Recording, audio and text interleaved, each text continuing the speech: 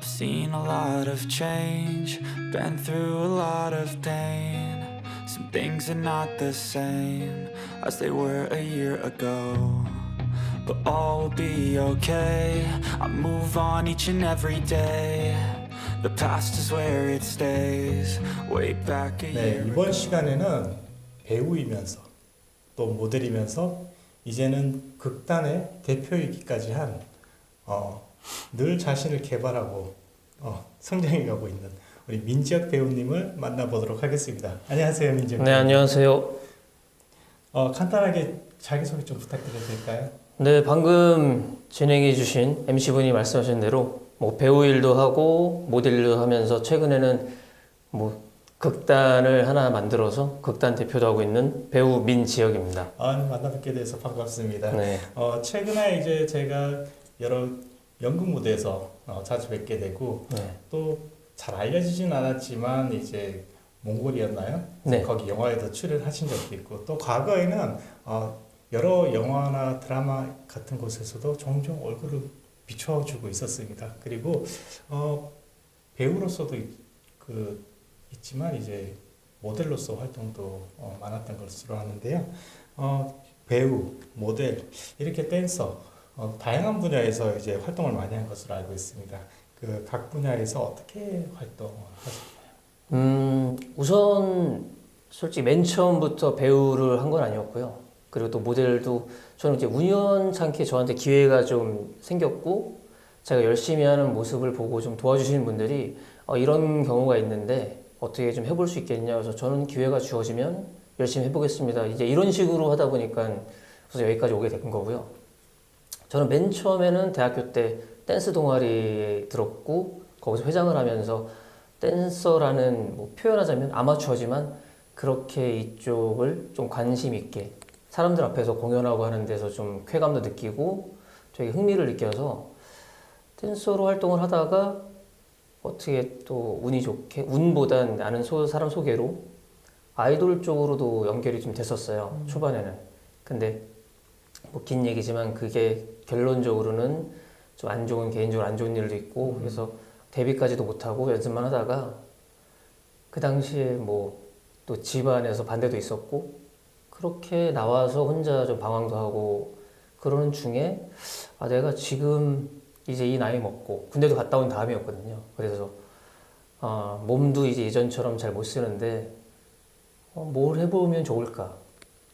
그때까지만 해도 솔직히 배우라는 생각도 못 해봤고 그래도 사람들한테 주위 사람들한테 그냥 키도 크고 나름대로 뭐 비주얼적으로 나쁘지 않으니 모델 같은 건 해보면 어떨까라는 이야기도 많이 들어본 적이 있어서 그러면 처음에는 모델 쪽을 해보면 어떨까라는 마음으로 누구나 이쪽을 시작하시는 분들은 뭐 프로필 같은 걸 찍잖아요. 그래서 프로필을 준비하고 그렇게 하다 보니까 모델 쪽을 이제 알아보는 중에 그 보조 출연 그런 거를 좀 알아봤었죠. 그래서 처음에 뭐 에이전시나 이쪽부터 이제 먼저 선택을 한 게 아니고 예. 개인 취미 생활부터 시작을 하다가 우연히 이쪽 계통으로 오시게 되고 그렇죠.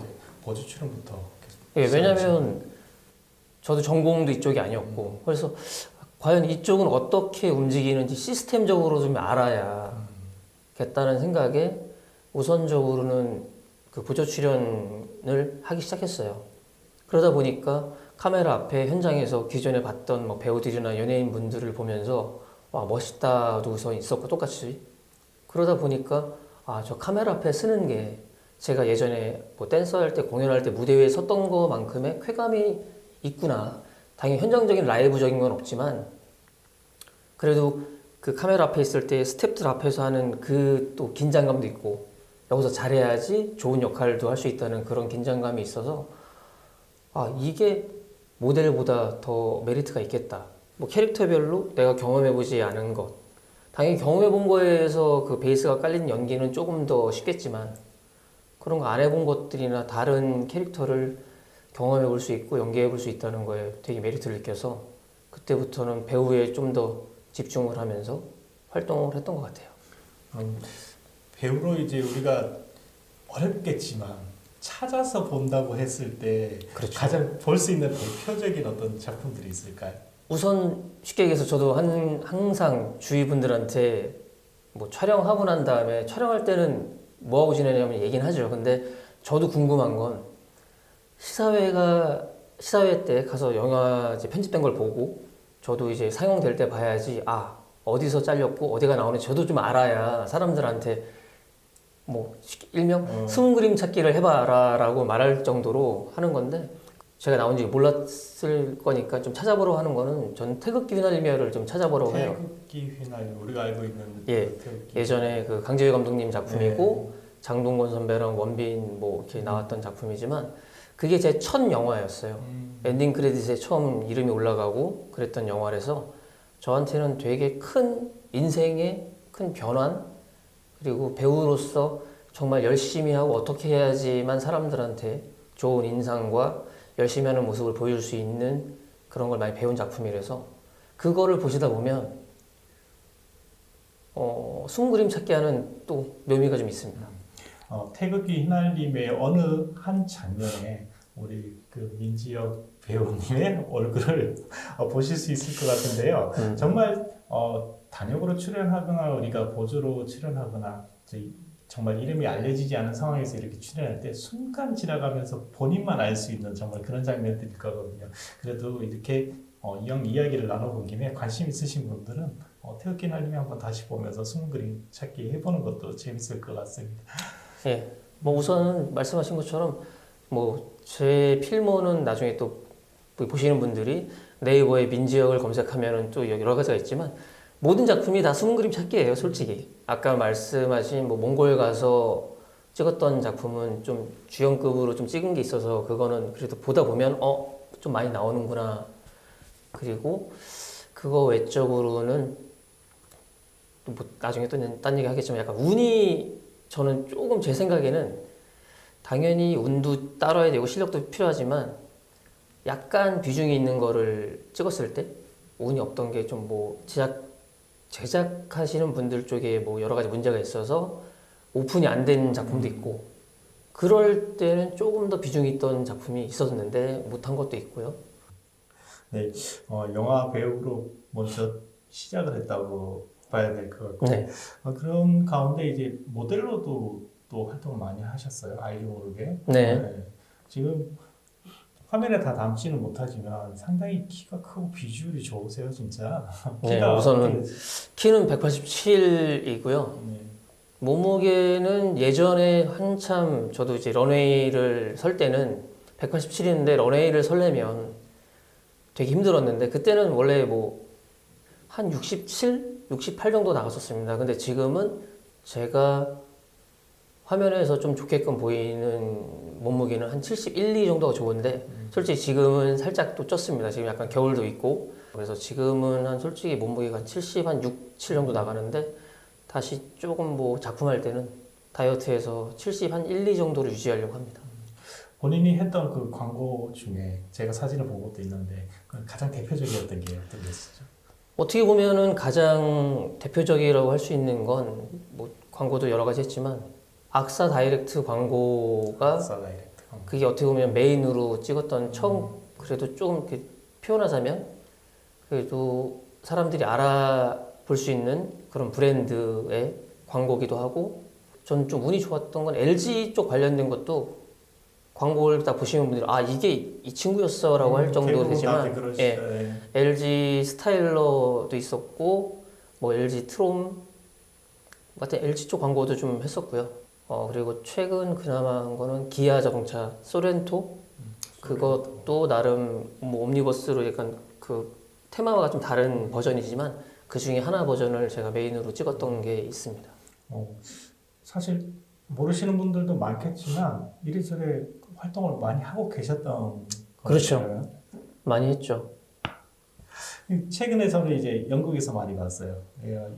연극 최근에 출연하신 작품들이 진짜 저는 아까 말한 것처럼 제가 열심히 한 것도 있지만 주위에서 너무 많이 도와주신 분도 있고 그래서 운이 좋은 케이스였던 것 같아요. 그래서 솔직히 연극이라는 거를 처음 접했던 건 2018년도에 또 제가 아는 그 광고도 찍고 연출하시는 감독님께서 그냥 본인들 제자들과 그 어떻게 보면 본인의 자제분이 이제 글을 쓴 작품을 갖고 한번 연극을 올려보고 싶은데 다 나름대로 이제 신인들만 있으니 저한테 약간 뭐 같이 좀 작업하면서 좀 도움을 좀 줬으면 좋겠다 해서 그 작품을 함께 하게 했었죠. 그때 대학로를 어떻게 보면 무대에 쓰는 걸로는 처음 가본 거죠. 그전에도 솔직히 공연만 몇 번 보고 저도 지방대였고 아까 말한 것처럼 전공이 이쪽이 아니다 보니 대학로가 좀 낯설었었어요. 근데 그렇게 해서 경험을 한번 해서 공연을 한 5일 정도 하는 공연을 해보고 났더니 와 이게 아까 말한 것처럼 카메라 앞에 쓰는 그 작업보다 예전에 무대에서 공연할 때나 런웨이 걸을 때 그 관객들과의 바로 오는 그 라이브적인 그 생동감 있잖아요. 이걸 느끼다 보니 연기하면서도 이런 걸 느낄 수 있구나라는 걸 되게 많이 느꼈고 되게 늦은 감이 있었지만 연극을 하면서 그 준비하는 기간 동안 배우로서 얻어갈 수 있는 게 너무 많더라고요. 그래서 무대에 쓰고 싶은 연극 무대에 쓰고 싶은 그 갈망이 좀 많았었는데 여러 가지 사람들과 어울리다 보니까 그렇게 인간관계를 쌓다가 저한테 제가 연극을 너무 해보고 싶다고 하니 그러면 기회가 되면 한번 해보자. 근데 그러고 나서 저는 뭐 인사치레인가 보다 하고 지내고 있었는데 진짜 1년 뒤에 1년 뒤에 연출을 하시는 너무 고마웠죠. 그래서 제가 할 수 있는 역할이 작은 거일 수도 있겠지만 열심히 해보겠다. 그래서 2018년에 아까 말한 것처럼 그렇게 접하고 나서 한 4년 뒤에 그 작품을 하게 됐죠. 그래서 그 작품을 하게 되고 주위에 그 사이에 알게 된 분들이 지혁아 나랑 한번 해볼래? 뭐 예를 들어 딴 연출이 지혁씨 저랑 한번 해볼래요? 이렇게 되다 보니 올해 운 좋게 한 3작품 정도, 3-4작품을 하게 됐어요. 어떤 작품이세요? 아까 말한 것처럼 처음에 하게 된 건 건다른 갯불을 작년 2022년도에 하게 됐고 건다른 갯불. 예, 건다른 갯불이라는 작품을 하게 됐고 그리고 올해는 제가 술래네 국밥이라는 작품을 하게 됐고 그리고 그 다음에 아까 말한 저희 극단 D7이라는 걸 만들어서 그 친구들과 함께 그 단원들처럼 저희 멤버들이라고 하죠. 멤버들과 같이 했던 좀 제목이 깁니다. 감마선에 노출되어 슈퍼히어로가 된 3명의 박사는 왜 지구를 지키려 하지 않는가? 이건 따로 자막으로 제가 네. 한번 써드릴게요. 네, 그래서 이거를 일명 저희는 너무 기니까 네. 감노슈가라고 합니다. 네. 네, 근데 하여튼 그 작품을 하게 됐고 그 다음에 또 하게 된 게 최근에 했던 코리아 특급이라는 작품을 했어요. 네. 그때 우선은 여기 지금 MC님도 제 작품을 보러 오셨고 그래서 저는 하면서 되게 많이 배웠죠. 그리고 쉽게 얘기하면 저한테 되게 뜻깊었던 건 작은 역할로 시작하고 조금씩 좀 비중이 좀 올라가면서 마지막 작품에서는 그래도 한 뭐 주연, 조연급 정도 되는 역할로 여러분들을 만날 수 있게 됐고 그러면서 한편으로는 이 친구가 이 정도 연기는 할 수 있겠다라는 보여줄 수 있는 정도의 작품이라는 역할이라는 게 저한테는 되게 큰 도움인 것 같습니다. 그리고 연극할 때 그 말로 표현하기 되게 좀 너무 그 쾌감이라고 할 수 있나 그게 너무 좋아요. 그 긴장감을 즐기시는. 긴장감도 분명히 있는데요. 분명히 지금도 마찬가지예요. 연극을 처음에 소대에서 무대 뒤에서 무대로 나가기 전까지는 내가 나갔을 때 이때까지 준비했던 대사를 내가 씹으면 상관없는데 상대방도 긴장할 수 있잖아요. 상대방이 그러니까 너무 잘하려고 하지도 말고 못하지도 말고 연습하던 대로만 하자. 그런 마음으로 나가는데 막상 공연을 하고 뭐 감정적으로 기쁘기도 하고 슬프기도 하고 뭐 눈물도 흘리기도 하고 여러 가지 하는데 끝나고 나면 바로 보러 와주신 분들한테 너무 감사하기도 하고 내가 이 분들한테 그래도 나름대로 괜찮은 작품에 괜찮은 역할을 우리 어느 정도 소화하는 걸 보여드렸다라는 그런 마음이 드니까 그 벅차더라고요. 그래서 되게 기분도 좋고 이제 연극 무대를 이제 가서 많이들 보시겠지만 보면 정말 어떻게 저걸 다 소화해낼 수 있을까 싶을 정도의 그런 이제 연기력과 이제 기억력과 나는 그 기억력이 대단한 것 같아. 대사를 외우고 춤을 추고 막 이러시는 부분들이 그런 것 같은데 뭐 본인이 하면서도 막 잘하고 있다는 게 표정이 느껴지는 부분들도 없지 않아 있거든요. 아마 네 맞습니다. 근데 그건 있어요. 그러니까 지금 말씀하신 것처럼 저도 맨 처음에는 예를 들어서 근데 그건 있잖아요. 영화랑 매체는 지금 말한 것처럼 카메라 앞에 그 씬의 대사만 나오고 나중에 감독님이나 누군가가 연출하시는 분께 편집하시는 분이 편집을 해서 이야기가 이루어지니까 자기 분량만 잠깐 나오면 이렇게 표현하면 땡이라 표현하면 나왔다가 퇴근하거나 그냥 가면 되는데 연극은 아까 말한 것처럼 뭐 60분짜리든 90분짜리든 잠깐 나오는 역할도 무대 뒤에서 다 상황을 지켜보고 있다가 들어갔다가 나와야 되는 게 그게 라이브다 보니까 실수를 하면 안 되고 그런 것 때문에 작은 역할이라고 표현할 수가 없어요. 누구나 다 긴장해야 되고 전 작품을 다 알아야 되니까 그런 와중에 비중이 좀 높아지면서 지금 말한 것처럼 대사가 많아지잖아요. 근데 제가 진짜 맨 마지막에 보신 작품에는 A4 용지로 한 장 반 정도의 대사가 혼자가 있어요. 그거를 다 쳐야 되기도 하고 그러니까 이게 대사를 주고받고 하는 일명 티키타카를 하게 되는 거는 이 사람의 감정도 받고 내가 주면서 하면 되는데 이 혼자에 대한 이 독백 같은 대사를 보는 사람들이 지루하지 않게끔 하려면 템포도 있어야 되고 감정의 기복도 있어야 되고 대사의 높낮이도 있어야 되는데 우선은 저는 진짜로 매체만 하던 이유도 있지만 대사를 그렇게 잘 외우진 않아요. 근데 하나 그건 순간적인 대사는 잘 외우는데 외우고 나서 뭔가를 하고 난 다음에 바로 까먹어요. 그러니까 쉽게 얘기해서 오디션을 보러 가면 오디션 보기 전에 2, 3일 전에 금방 외워요. 근데 오디션 보고 나와서 아쉬우니까 입에 남아있으니까 하루 이틀은 가는데 며칠 지나면 내가 뭘 했지라는 게 백지가 돼버리거든요. 그래서 연극을 처음 이걸 했을 때 이거 진짜 하다가 매번 까먹으면 어떡하지? 근데 연극이 또 좋은 점이 하나 뭐냐면 연습 기간이 저 혼자도 있겠지만 한 달 정도 연습을 하잖아요. 그러니까 그걸 매번 반복을 하고 운 좋게 사람들이 진짜 연극은 너무 감사한 게 작은 역할 하시는 분들한테도 죄송할 수 있겠지만 그 모든 시간을 다 같이 해주고 잠깐 나오더라도 같이 하시니까 그렇게 해서 이 사람들이 편안하게 무대에서 일명 놀 수 있게끔 만들어주는 그 기간이 있으니까 오히려 하고 나면 아까 말한 것처럼 뿌듯해요. 아, 내가 이거를 실수 없이 사람들한테 내가 연습한 그 감정대로 표현했구나라는 걸 하고 나면 그래서 자기 만족도 좋고 스스로 성장해가는 걸 많이 느낄 수 있어서 너무 좋은 것 같아요. 앞서 이제 이미 말씀을 해주셨는데 배우가 그럼 되겠다는 결심을 한 결정적인 어떤 계기가 있습니다.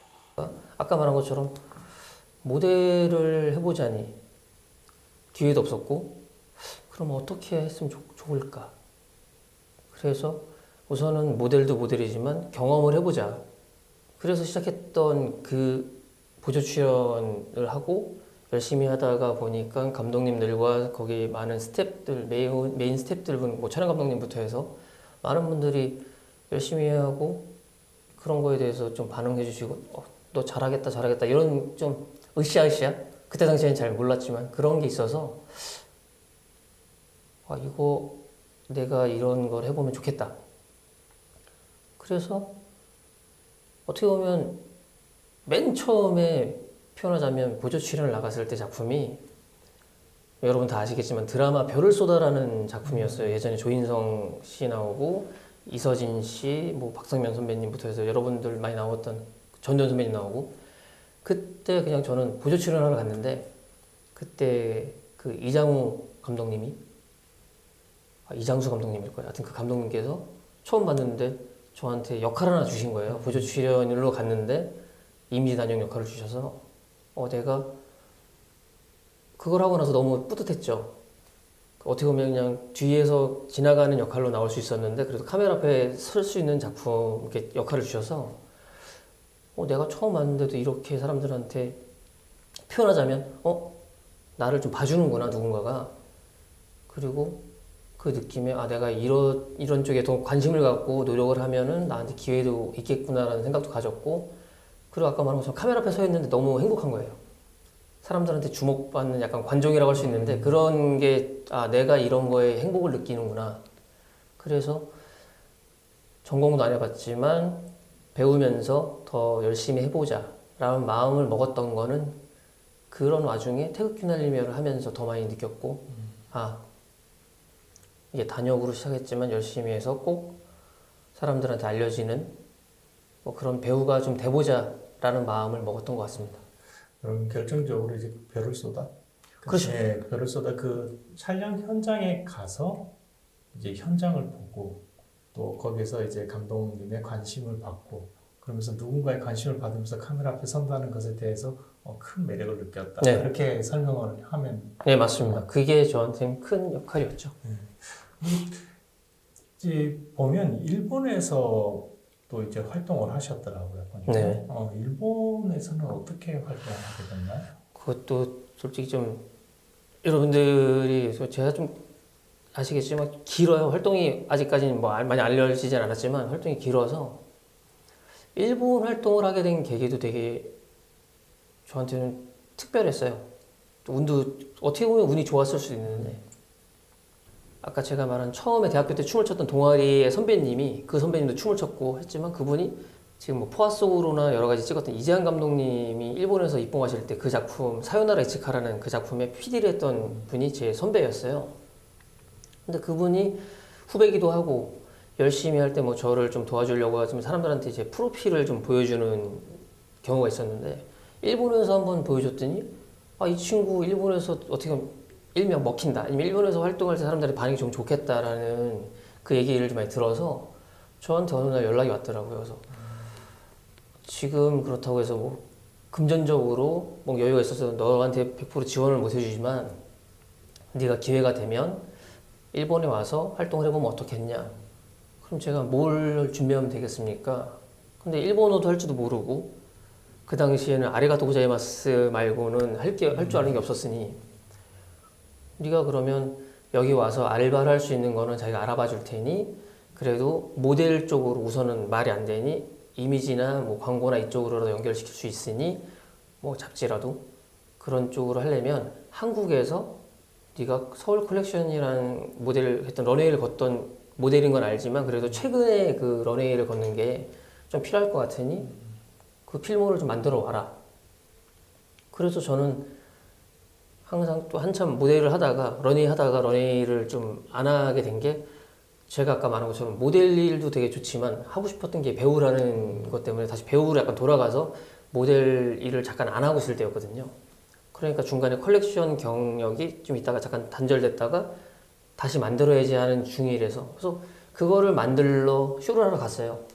근데 이 선배랑 별개로 그 패션쇼를 보러 오신 분들 중에 한 분이 일본에서 엔터를 하시는 분이 저를 보신 거죠. 그러면은 일본에서 다른 쪽에서 또 컨택이 있었고 예. 또 우연히 그 패션쇼장에 온 일본 관계자가 예. 또 유심히 관찰을 했던 거예요. 그렇죠. 네. 그래서 그때 컬렉션을 하고 잠깐 다음 쇼를 하기 전에 쉬고 있는 그 장소가 있어요. 지금은 DDP에서 행사를 하고 쇼를 하지만 제가 한참 할 때는 하겨울에서 할 때에서 거기는 그 주위에 하여튼 모델들이나 관계자들이 쉬는 데가 있거든요. 거기에서 일본 분이 저한테 같이 일했으면 좋겠다. 저는 솔직히 나이가 많습니다. 제가 그때 당시에 한국 나이로 33, 34이셨거든요. 나이가 많다는 정도가 지금 그때 당시 30 뭐 이렇게 해서 사실 배우나 모델로서도 나이가 많은 거잖아요. 사실 30대 넘어버리면은 일반 사람들은 생각을 그렇게 안 할 텐데 근데 지금은 꽤 많아요. 네, 지금 더 많습니다. 근데 그래서 어떻게 운 좋게 그분으로 인해서 그분 쪽에서 뭐 이동, 그러니까 항공료하고 숙박까지 책임져 줄 테니 자기랑 일을 해봤으면 좋겠다. 이런 얘기가 있으니 저는 선배한테 이런 경우가 이런 저한테 기회가 있다. 그러니 제가 이 기회를 잡고 활동을 해보면서 선배님이 거기서 연결시켜 주시면 연결을 시켜달라고 이런 계기가 돼서 또 일본도 어떻게 보면 저한테 운이 좋은 케이스가 됐죠. 제가 안 그랬으면 알바도 하고 뭐 돈도 벌고 막 했어야 되는데 그러지 않게끔 가서 일을 하게 되고 거기서 일본 분들한테 약간 프로모션처럼 약간 쇼케이스를 보여줬을 때 반응이 있어서 그 팬분들도 생기고 그러면서 일본 활동을 하게 되고 처음에는 후쿠오카에서 활동을 하다가 도쿄로 넘어가서 활동을 한참 하고 있는데 결론적으로는 일도 되게 많았었어요. 중간중간에 저희가 나름대로 또 유니실에서 같이 갔던 모델들도 많았는데 그 중에서도 표현하자면 일본 팬들한테 반응이 있고 팬들이 붙은 사람들 위주로 또 다 케어를 못하니까 그 일본 분도 그래서 그런 사람들만 추려서 일본을 다시 계속 가서 활동을 했는데 결론적으로는 일이 좀 생기고 잘 되고 있는 중에 일본에서 여러분 다 아시겠지만 동일본 대지진이 일어나서 원전도 좀 안 좋게 되고 그래서 방사능 때문에 한국을 돌아오게 되면서 일본 활동을 접게 됐죠. 여러 가지 주변 상황이 본인을 네. 또 도와줘야 되는데 이제 돕다가 중간 중간에 이제 네, 이벤트가 그런 많이 생기는 그런 경우가 많습니다. 그러면 일본에서 활동했던 것 중에 가장 대표적인 게 뭐가 있었을까요? 일본에서 우선은 지금 말한 것처럼 일본에 처음 갔을 때는 후쿠오카 쪽으로 가서 일을 했고요. 거기서는 모델 일을 많이 하면서 좀 색다른 경험이지만 저는 그게 일본식이라고 생각해서 했던 것도 있고 그리고 저는 제 성격상 뭔가에 대한 솔직히 표현하면 뭐 불만이나 컴플레인을 걸기 전엔 우선은 해요. 해보고 나서 이게 이래서 제가 못하겠습니다라는 거를 좀 말씀을 드리는 거고 근데 우선 아까 말한 것처럼 문화가 다르고 마케팅이 좀 다를 수도 있겠다 생각해서 일본에서 시키는 일을 초반에 했었어요. 그게 뭐였냐면 보통 우리나라로 치면 한국의 외국 모델들이 와서 일을 할 때 우리가 쉽게 얘기하면 뭐 강남거리나 압구정 로데오 거리 같은 데를 모델들이 쫙 그 스트리트 워킹이라고 하는 것처럼 걷진 않잖아요. 왜냐면 그냥 컴카드 같은 거로 해서 에이전시 내고 이렇게 일을 진행하는데 근데 후쿠오카를 갔는데 매일 제 지금 기억이 정확히 안 나지만 점심을 먹고 뭐 한 2시 정도에 한번 워킹을 해요. 길거리에서. 그래서 아까 말한 후쿠오카에 치타야라고 하는 그 메인 거리가 있고 그 텐진역이 있고 여러 가지가 있는데 그 장소에 가서 계속 걷다가 어디 다이마루 백화점이라는 그 앞에서 포징을 하죠. 그 일본 말로 포즈를 취하고 또 걷고 포즈를 취하고 매일매일 2번씩 했었어요. 근데 그게 되게 신기했던 건 처음에 과연 이게 솔직히 모델인데 런웨이가 아니라 일반 거리를 걷는다? 대신에 나름대로 뭐 쇼옷은 아니지만 갖고 있는 옷 중에 좀 괜찮은 옷을 좀 챙겨 입고 갔지만 그게 매일매일 반복되다 보니 일본에 있는 그 후쿠오카 분들이 팬층이 생기는 거예요. 팬층이 생기고 이분들이 그 시간대 저희를 따라다니시면서 핸드폰으로 찍고 일본에도 뭐 블로그라고 하는 아메바라는 게 있어요. 그게 블로그 이름인데 우리나라 네이버 블로그처럼 거기에 맨날 올려주시면서 팬층이 생기고 선물을 막 주시는 거예요. 그래서 아 이게 일본에서 처음 시작하는 신인들이 할 수 있는 최고의 마케팅이라고 생각해서 처음에는 좀 불만, 이거 계속 해야 되나 좀 창피하기도 했었는데 그렇게 해서 팬층이 생기고 그 팬들을 데리고 연말에 어디 홀을 빌려서 한 200명 들어오는 홀을 빌려서 저희가 모델들이니 맨 처음에 패션쇼를 했죠. 그 당시에 한국의 유명한 디자이너 선생님한테 의상을 빌려서 패션쇼도 했고 그리고 아까 말한 저희가 맨 처음에 유닛처럼 한 12명 정도 됐어요. 멤버가. 그 멤버들이 한 사람씩 노래 부르는 사람, 춤추는 사람, 뭐 개인기도 보여주고 그리고 또 마지막으로 일본 연기하시는 배우분들과 콜라보를 해서 어설픈 일본어지만 섞어가면서 한국과 일본 사람들이 연결해서 나올 수 있는 연극도 보여드리면서 그게 반응도 너무 좋았고 이렇게 영상을 만들었던 게 도쿄 쪽으로 우리 그 대표분이 마케팅으로 홍보를 하다 보니 도쿄에서도 일을 시킬 수 있겠다 그래서 저희가 후쿠오카에서 넘어가게 된 거죠. 후쿠오카에서 도쿄로 예, 활동 반경이 켜졌죠. 처음에는 이제 모델로 시작을 했는데 이제 그 마케팅 방식이 지금 요즘 같으면 무조건 뭐 벨그램에 사진 올린다든지 막 그래서 자기 홍보를 할 텐데 그죠. 일본의 마케팅 방식은 당시에 마케팅 방식은 정말 길거리에서 사람들한테 나의 실체를 보여주면서 맞아요. 접근하게 그래서 그 자체를 좋아하게 그런 식으로 마케팅을 한 거래요. 예, 그런 것 같아요. 그리고 제가 지금도 좀 그렇지만 제가 알고 있는 일본 문화나 일본 팬층에 대해서 접근할 때 지금 생각해 보면 아 이게 맞구나라고 느낀 게 전적으로 좀 예를 들면은 아이돌을 비교하자고 치면요. 저희 나라는 아이돌이 연습생부터 너무 오랜 기간 하고 연습생이 그 일명 가까이 회사에서도 아이돌을 나름 선별해 갖고 유닛을 만들어서 데뷔를 시키잖아요. 그리고 그 아이돌들이 너무 실력이 다 좋고 노래부터 춤까지. 근데 그렇게 해서 좋아하니까 실수도 안 하고 어떻게 보면 세계에 내놔도 부끄럽지 않는 그런 유닛이 되잖아요. 아이돌이 되고. 근데 일본 팬층은 뭐냐면 어설퍼도 돼요. 솔직히 얘기하면. 어설퍼도 되는 친구들도 하지만 열심히 하고 그 사람들을 응원하면서 발전하는 모습을 하면서 솔직히 하면 팬들이 아 우리가 응원해서 이 아이돌은 우리가 만들었다. 소속사에서 만들어낸 인물들이 아니라 예. 팬들이 우리가 응원해주고 바꿔갖고. 우리가 힘들어하는 애 다독여주고 응원해주면서 잘 되는 그래서 어떻게 보면 그 문화적인 차이지만 당연히 뭐 이렇게 표현하고 있지만 저를 한국에서 좋아해 주시는 분이 생긴다면 당연히 감사하지만 저는 그랬었어요. 그래서 일본 팬들한테도 한편으로는 감사한 게 그렇게 어떻게 보면 내가 아무것도 아닌데 전 진짜 지금도 표현하자면 아까 10년 됐다고 그랬잖아요. 일본 간다고 이렇게 일정을 올리면 공항에 지금도 한 3-4명 정도가 나오셔서 선물을 주고 가세요. 한국에서는 나를 알지 예, 못하지만 한국에서는 나를 알는 분들도 없고 내가 일본에서는 아직 예. 나를 잊지 않았다. 아니 아까 말한 것처럼 제가 뭐 몽골에 가서 무슨 촬영을 하고 오든 뭐 하든 한국에서는 공항에서 솔직히 바쁘시면 뭐 가족들도 뭐 배웅을 이렇게 마중을 안 하는 중인데 일본에서는 내가 뭐라고 가서 저한테 선물 진짜 그냥 선물만 주고 가세요. 그렇다고 죄송스러워서 뭐 커피라도 한 잔 같이 먹기도 문화 차이가 달라서 좀 다른 건데. 그런 부분에 있어서 이제 아직 한 명이라도 정말 잊지 않고 기억해주고 이렇게 봐주고 있다는 거는 그만큼 본인이 뭔가를 했을 때 열심히 했던 게 아닌가. 뭐 그렇게 우선은 생각이 되거든요. 지금 말씀하신 것처럼 항상 저는 제가 지금 잘 되고 안 되고 표현하자면 그 기준은 어디든지 다르겠지만 뭔가가 주어지면 솔직히 제 스스로한테 후회를 남기고 싶지 않아서 항상 최선은 다합니다. 최선을 다하고 그거를 주위 분들이 좋게 봐주시는 분들이 분명히 나중에라도 연락을 해주셔서 다른 일로 연결되는 경우가 좀 많이 있던 것 같아요. 이런 말씀을 미리 먼저 드렸던 이유는 과거에 그 한 발언 때문에 그걸 이야기하고 싶어서 말씀드린 게 있어요. 이게 왜냐하면 그 예전에 오디션비 관련해 가지고 이제 소신 발언한 적 있잖아요.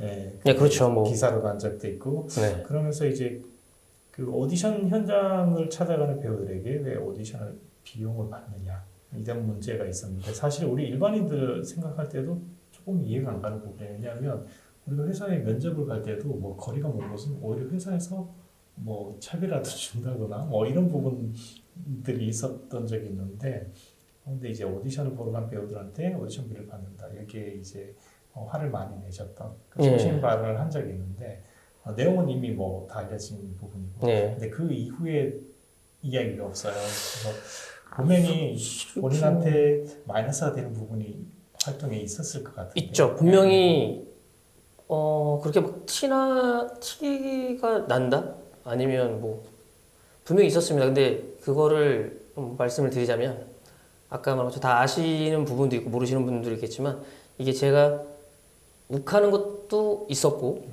그리고 원래 제가 이상하다 하는 거 있으면 좀 근데 어떻게 이게 개인 SNS에 올렸던 게 일파만파 커지기도 해서 기사거리가 되고 뭐 방송도 나오면서 여러 가지가 있었지만 그걸로 인해서 제가 받은 건 많은 지지도 받았죠.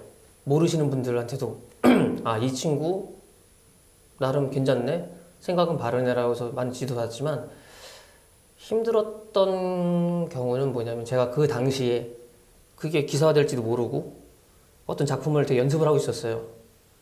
그게 됐으면 좀 더 아까 말한 뭐 연극이나 이쪽으로 좀 더 빨리 활동을 할 수 있었을 수도 있는데 그 작품을 연습하다가 이 기사가 터지고 여러 가지 이슈가 되고 이쪽 관계자분들한테까지 얘기가 돼서 너 요즘 무슨 일이 있는 거니? 그래서 저는 얘기는 했지만 결론적으로는 배우로서 말을 할 수 있는 얘기고 그리고 이 모든 이쪽 바닥에 계신 관계자들이나 연출분들도 제가 실수한 게 아니라 내가 옳은 발언을 한 것도 알지만 한편으로는 일을 시키는 입장에서는 이 배우한테는 뭔가 뭐 불이익이나 아니면 배우 솔직히 하면 모든 현장이 다 여유로워서 배우들한테 다 해줄 수 있는 현장이면 모르겠지만 그래도 뭐 예를 들어 제작비 차원에서부터 뭔가 좀 절감도 해야 되고 좀 사정도 해야 되고 이런 입장에서는 제가 그렇게 반대 입장 생각하면 그렇게 좋은 배우는 아니에요. 컴플레인을 걸 수 있는 배우고 본인이 컴플레인 걸었을 때 어떻게 보면 해결이 안 되면 SNS를 이용해서도 뭔가를 어필할 수 있는 사람이라고 느껴지니까 그래서 저는 그 작품을 못하게 됐고요. 그리고 나중에 또 제 주위에 있는 제작 PD들이나 아는 제작 한 형님들이나 얘기 들어보면 저한테 오히려 그런 얘기를 하죠. 형이 틀린 건 아니고 지효가 네가 잘못한 건 아니지만 그래도 그런 모습은 배우로서 아직은 좀 자제를 해야지 너한테 도움이 되겠다. 그래서 저는 제 그 글이 이렇게 커질지도 몰랐지만 그 이후로는 함부로 SNS에 그런 거를 잘 안 올려요. 이 아닌 것 같지만 어쩔 수 없이 제작사나 아니면 뭐 연출자 입장에서는 이제 작업이 나는 걸 원치 않았을 그렇죠. 것이기 때문에 그 당시에는 이제 좀 불편함이 없지 않아 있으셨던 것 같아요. 있을 것 같은데, 근데 그 이후로는 사실 좀 개선된 모습도 보이지 않았나요? 근데 어차피 그 시스템이 결론적으로는 잘 마무리돼서 그런 건 없고, 심지어는 아까 말한 것처럼 어떤 데서는 오디션을 보러 온 친구들한테 차비도 주는 데도 생겼고, 원래 그 전부터 있었는데 그게 좀 더 많아졌고, 그런 계기로. 그리고 약간의 표현하자면 이상하다고 하자면 그런 안 좋은 것들을 하는 부분이 있는 그런 데는 없어졌죠. 아예 없어졌고, 저는 또 그걸로 인해서 아까 말한 것처럼 좀 안 좋았던 거, 그리고 뭐 표현하자면 그런 것 때문에 중간중간에 난 다시는 일을 못하는 거 아닌가라는 그런 경우도 있었어요. 근데 그러고 나서 제가 표현하자면 복귀 비슷하게 한 게 몽골을 갔던 게 바로 그 다음이었거든요. 왜냐면 다시 못할 줄 알았는데 나한테 기회도 있었고, 솔직히 몽골에 갔다 온 것도 솔직히 금전적으로 그렇게 큰 저한테 도움은 되진 않았지만 한국에서 너무 이 스트레스 받는 것보다는 그래도 바람 쐴 겸 한번 경험도 해보자 하고 갔다가 몽골에 너무 추웠던 영하 40몇 도를 경험해와 정신 번쩍 차리고 왔습니다. 하여튼 몽골에서의 그 작품이 어쩌면 또 전환점이 되는. 뭐 전환점은 됐는데 뭐 그것도 또 우여곡절이 많아요. 한국에서까지 개봉도 같이 할 수 있었던 한목합작 영화에서 할 수 있었는데 결론적으로는 한국에서는 개봉까지 못하고 그냥 OTT로 잠깐 풀렸고. 이렇게 그냥 우리가 어떤 겉모습만 보고는 이렇게 사람의 성격이나 이런 내용들을 알 수가 없는데 그 소신발언 하나 때문에 아닌 건 아니다. 부당한 건 못 찾는다. 뭐 정직하다 또는 뭐 그 이상의 어떤 평가가 이제 알게 모르게 내려진 게 아닌가 그런 생각을 해봅니다. 그리고 그 최근에 아까 전에도 말씀했지만 직접 D7이라는 극단을 창단을 했어요. 이렇게 극단을 만든다는 거, 뭐 사업을 하나 시작을 한다는 거랑 마찬가지인데 이거 어떻게 해서 시작을 하게 됐을까요? 이것도 저는 항상 오늘 얘기할 때 보면 제가 운이 좋다고 할 수 있는 게 저는 그래요. 아까 말한 것처럼 이 D7이 솔직히 뭐냐면요. 쉽게 얘기하면 D가 드래곤입니다. 드래곤이고 세븐은 그냥 7명이고요. 7마리. 예, 맞습니다. 7마리 용이고 아까 말한 것처럼 저희는 표현하자면 단원이라는 말이 아니라 그냥 친구고 멤버라고 해요. 왜냐면 그리고 제가 대표가 된 것도 솔직히 저 외에 6명이 있잖아요. 이 6명 친구들이 대학로에서 정말 활동도 많이 했던 베테랑들이고 그 중에 한 명은 제가 처음 연극을 다시 복귀할 때쯤에 건다른 갯불이라는 작품도 썼고 연출을 했던 정범철이라는 그 작연출인데 그 연출이 원래 좀 되게 유명한 극발전소 301이라는 지금 현 대표이기도 해요. 근데 이 친구들과 연계를 하게 되고 알게 되고 이 친구의 또 친구 소개받고 동갑내기다 보니까 처음엔 작게 그냥 제가 건다른 갯불 공연이 끝나고 단체방을 만들어서 친구들끼리 그냥 소통을 하고 술 한잔 먹다가 이왕이면 발전적으로 뭘 해보면 좋지 않냐라는 얘기가 어제 친구들끼리 먼저 나왔었고 우리 뭔가를 한번 해보자. 크게 뭘 하려고 하는 게 아니라 우리끼리 이왕이면 발전될 수 있고 즐길 수 있고 즐겁게 연극할 수 있는 걸 만들자. 뜻이 맞고 서로 잘 어울릴 수 있는 그런 친구들끼리 이제 뭔가를 해보기 위해서 만들었던 것이 이제 극단 이제 D7이고 이건 이제 7마리 영혼을 뜻하는 거고 첫 작품이 아까 말한 긴 거 감마선의 노출, 그러니까 감노슈가라고 여러분 자막 나갈 겁니다. 그래서 그거를 하게 됐고 그래서 저희는 의미를 조금 더 부여한 게 처음엔 드래곤이었지만 대학로도 D로 시작하고요. 어차피 드림도 D로 시작해서 대학로에 꿈을 가진 7마리의 용띠 7명의 용띠들. 용띠. 예, 다 용띠예요. 예, 7명 다 동갑입니다. 그래서 우스갯소리로 저희가 솔직히 뭐 단원을 따로 뭐 늘리지는 않지만 뭐 객원이나 저희가 작품 또 나중에 할 때 필요한 객원들은 솔직히 뭐 마음에 드는 분들, 솔직히 저희는 되게 착하신 분들을 위주로 같이 해보고 싶은 건데, 그래도 그냥 우스갯소리로 혹시라도 저희가 좀 나이가 있는 용띠니 저희 위보단 아래쪽으로 용띠 친구들한테 좀 더 기회를 주면 좀 더 좋지 않을까라는 우스개 이야기가 있습니다. 다음에 이제 우리가 대학로에서 어떤 연구를 하는데 D7이라는 이름이 나온다. 그러면 우리가 대학로에 꿈을 이루는 7마리의 용들이 예. 무언가를 이제 또 하는구나 하는 그런 걸 이제 이 인터뷰를 보시는 분들은 이제 기억하시게 될 것 같습니다. 최근에 유튜브도 많이 하셨어요. 그 종류는 다양한데 네. 우리가 보면 요즘 이제 그 배우분들이나 많은 분들이 이제 본인 활동에서 이제 뭔가 좀 다른 걸 찾고자 아니면 또 다른 수익으로 찾고자 유튜브 활동을 많이 하시는데 실제로 해보니까 어떻던가요? 솔직히 저는 유튜브를 만약에 또 하시고 싶으신 분들이 계시다면 제일 중요한 건 본인이 진짜 집중해서 이게 뭐 부수적으로 시간 내서 하는 게 아니라 자리 잡을 때까지는 본인이 열정이 있어야 되고요. 그리고 본인이 촬영부터 편집을 할 수 있으면 그게 제일 기본인 것 같아요.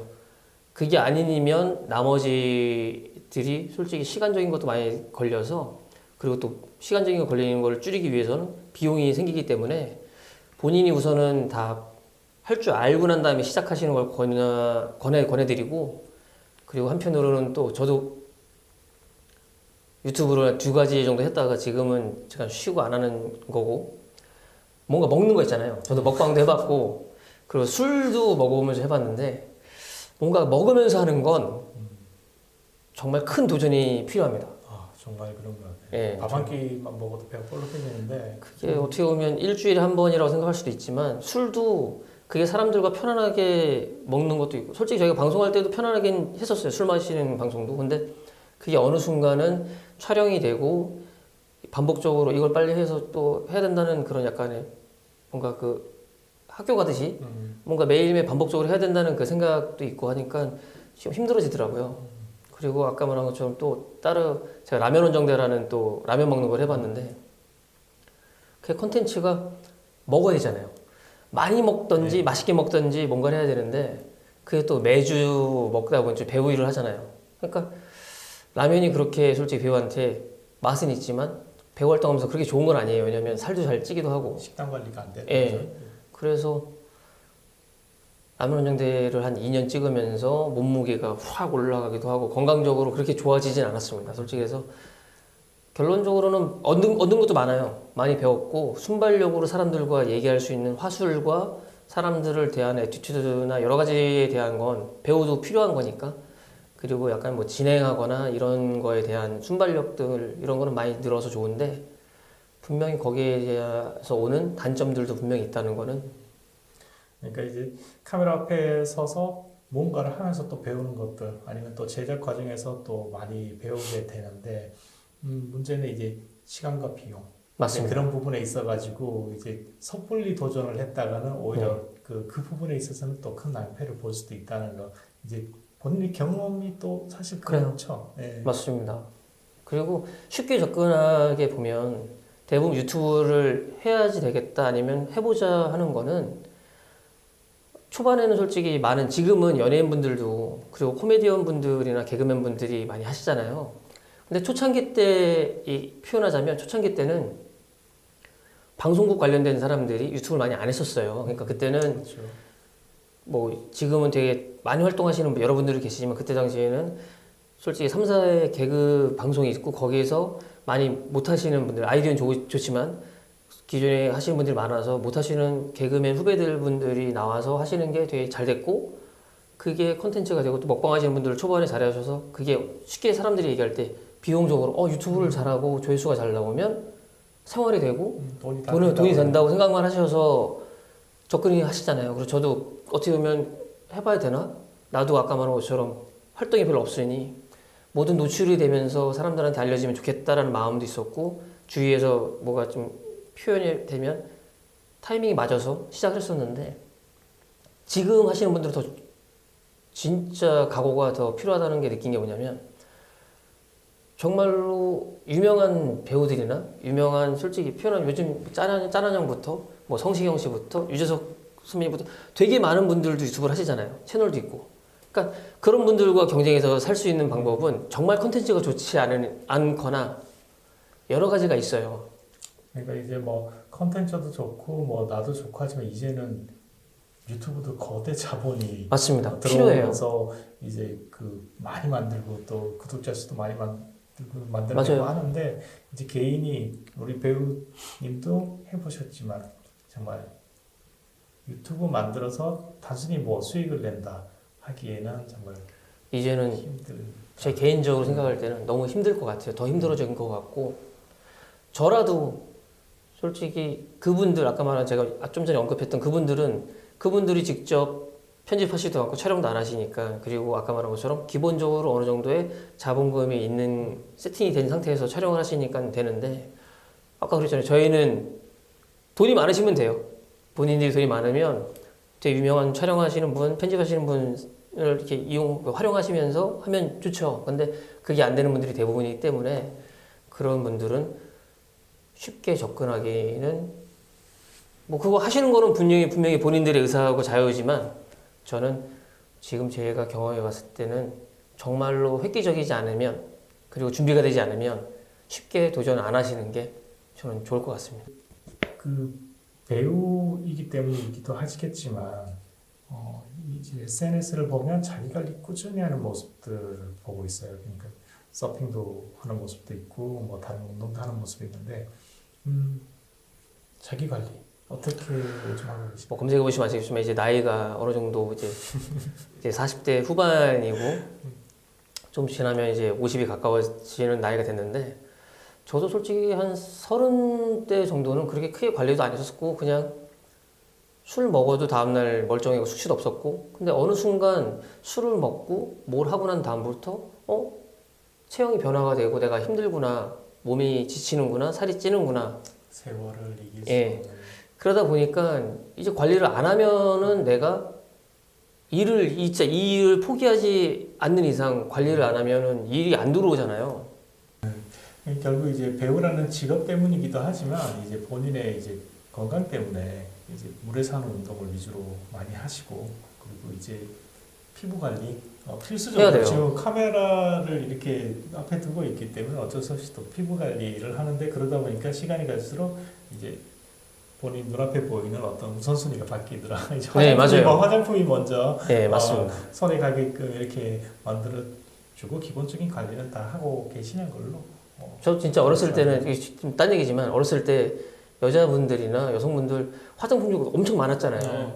그럼 뭐 어디 미백이든 주름이면서 어렸을 때는 저렇게 마른 거를 다 발라서 뭐 할까 했었어요. 이제는 그게 근데 이해가 간다. 저는 처음에는 아까 말한 것처럼 그냥 기본 로션이나 뭐 모공 패드나 이런 거만 보다가 그냥 요즘 SNS 보다 보면 광고 같은 거 많이 나오잖아요. 그러면 그렇죠.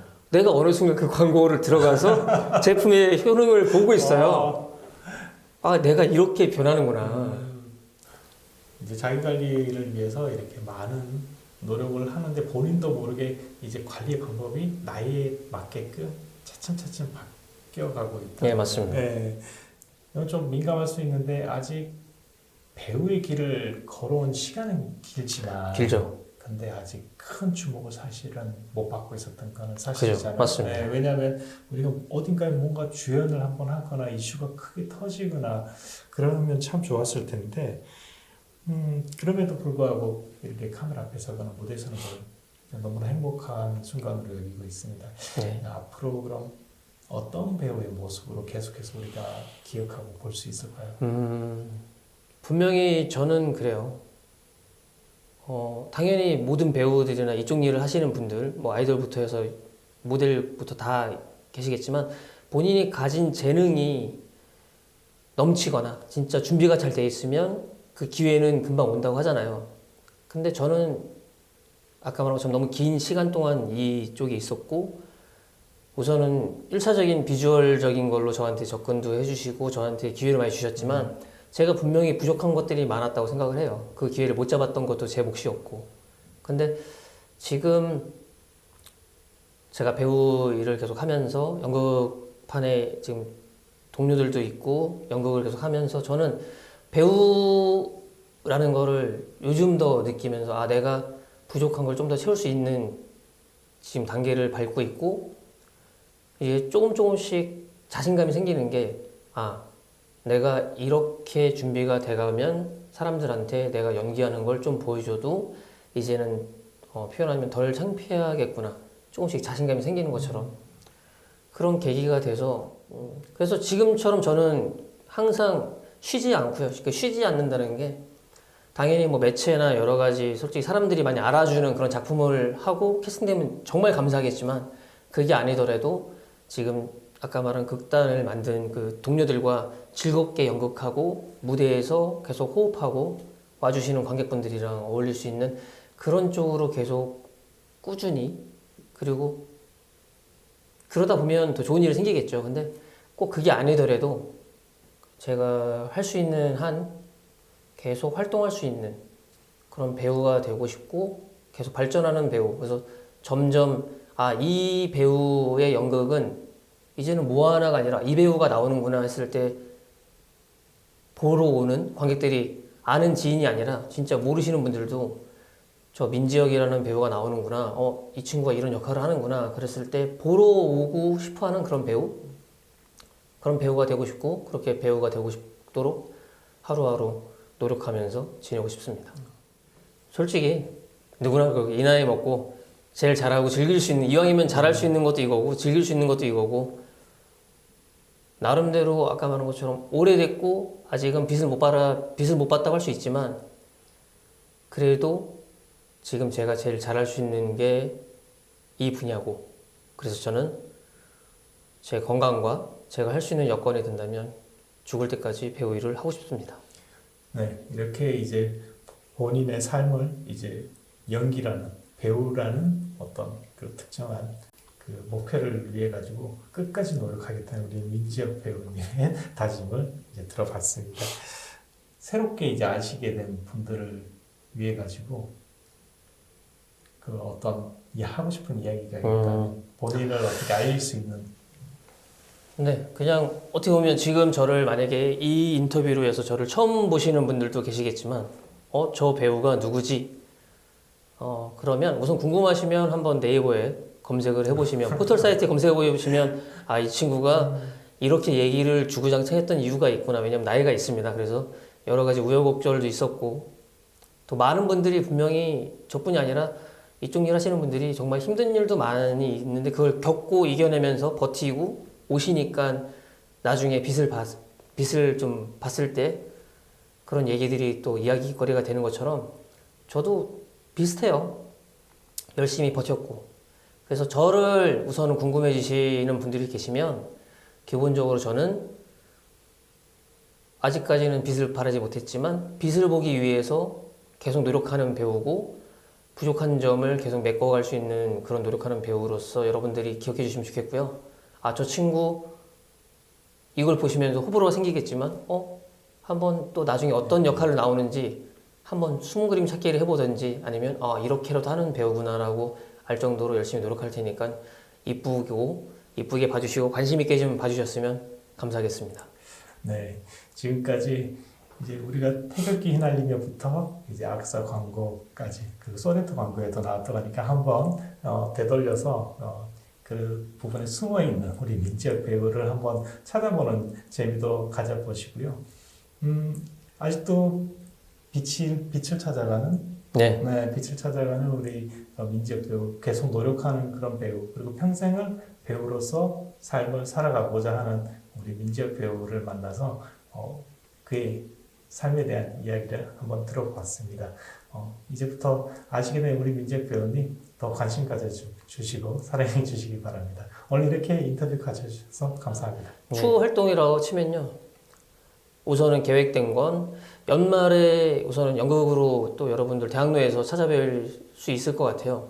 그거를 지금 연습 중이고요. 그리고 내년에는 아까 말한 극단 D7 친구들과 올해 아까 말한 제목 긴 거 있잖아요. 감마선에 네네네네 알아 붙여주시고 나가고 예. 있습니다. 네. 그 시즌 1이 나름대로 짧았지만 반응이 좋아서 그 시즌 2를 5월 정도에 또 대학로에서 그 멤버들과 같이 공연을 올리기로 예정돼 있으니까요. 시간 되실 때 뭐 올 연말은 바쁘실 수 있겠지만 내년 돼서 감노슈가 자막 나가는 감노슈가. 그 시즌 1, 2에 대한 거를 한번 관심 깊게 한번 해서 좀 와주셨으면 정말 감사하겠습니다. 곧 이제 민재 배우가 출연하는 두 개의 이제 연극이 준비되어 있는데요. 아마 그 연극들에 대해 가지고는 또 민재 배우의 SNS 통해 가지고 많이 이제 또 소식을 접하실 수 있을 것 같습니다. 네. 네, 그럼 지금까지 시청해주신 시청자 여러분들께 감사합니다. 예, 감사합니다.